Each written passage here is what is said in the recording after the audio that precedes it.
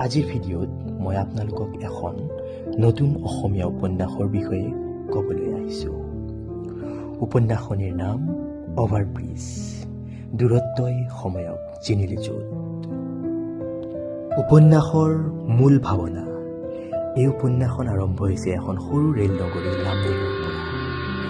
এখন অভাৰব্ৰিজ যি কেৱল লো ষ্টীলৰ গাঁথনি নহয়, বহু স্মৃতি আৰু অনুভৱৰ সাক্ষী। সময় আগবাঢ়ে, মানুহ সলনি হয়, কিন্তু কিছুমান স্মৃতি কেতিয়াও সম্পূৰ্ণকৈ হেৰাই নাযায়।